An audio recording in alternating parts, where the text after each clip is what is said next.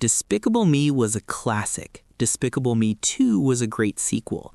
And Despicable Me 3 was... Let's find out, shall we?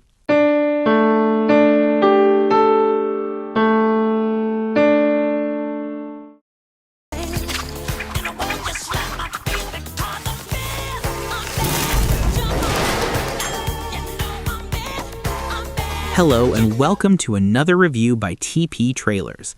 Now I want to make a disclaimer, which is that even if I don't like some of their films, I am not an Illumination hater, and I still really like some of their films.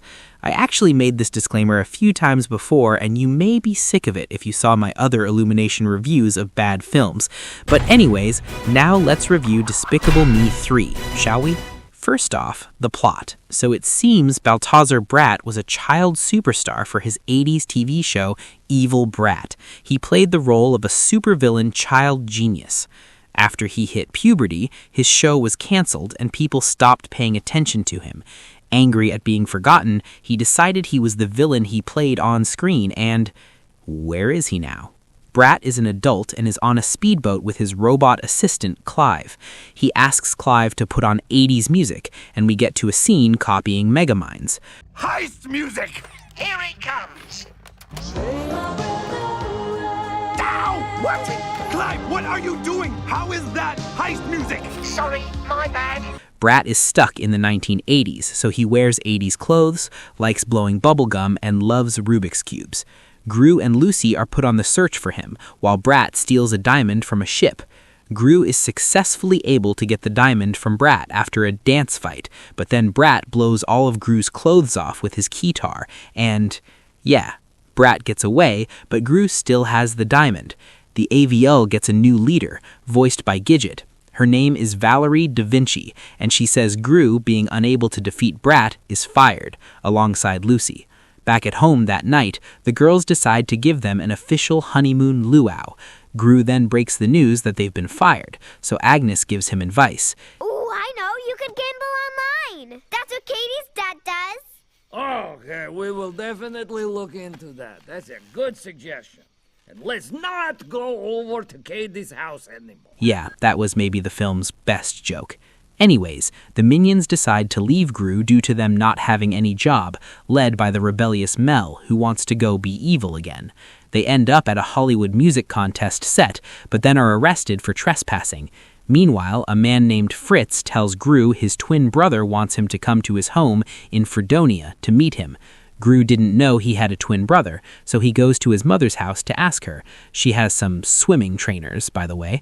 So she says yes, he did. But when Gru was a baby, his father divorced her, so the brothers were separated. Obviously, I got second pick.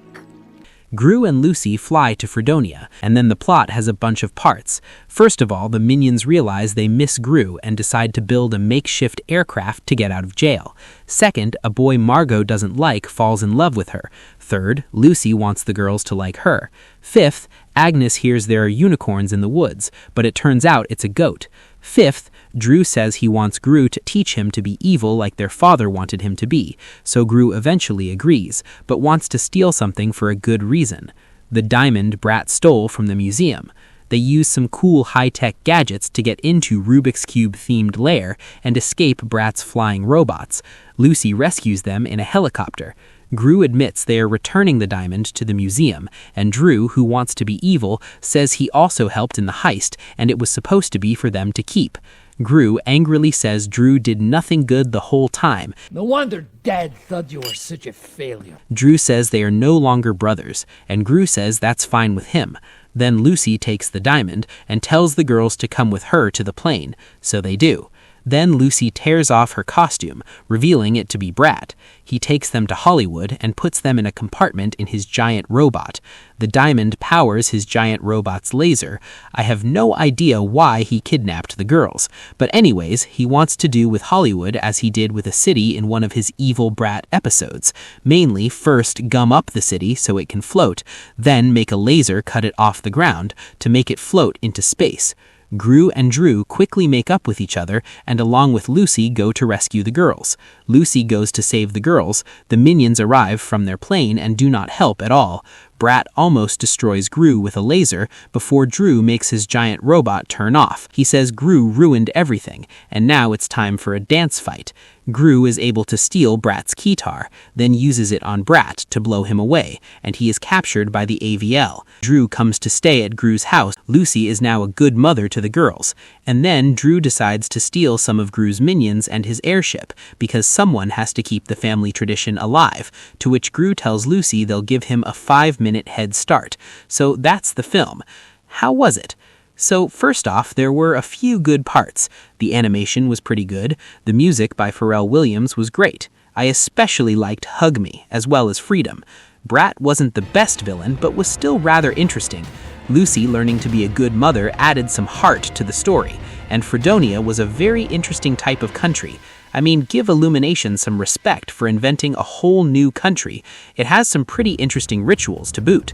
Margot and Nico's thing is funny, perhaps the best mini-plot.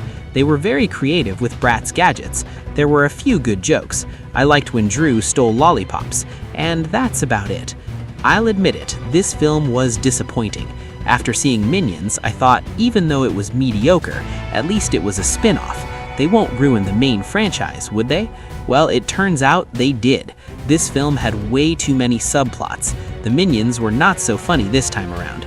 I definitely didn't think them blowing raspberries at Fritz was laughable. They weren't awful, no, but not so good either. Their whole jailbreak side plot was the least necessary. They should have just stayed with Gru and, wait, actually a few did, but all of them should have, and they would have worked better as just more relevant to the plot, which they weren't here. Then we have Drew. Drew has Steve Carell's voice for Gru, just a bit high-pitched. I guess they couldn't be that creative, but he is somewhat annoying and not the most interesting character. The brotherly conflict is solved too easily. So in the end, we can see this film was definitely a cash grab. Was it bad for me? No, but it wasn't good either. I'm going to rate this a 5 out of 10. While it won't probably kill your grandma, it won't make her live longer either. Watch something a bit more elevated instead, maybe. Like the thing about... Actually, no. I'm not going to endorse other films in this review. But anyways, that's the review, and thanks for watching.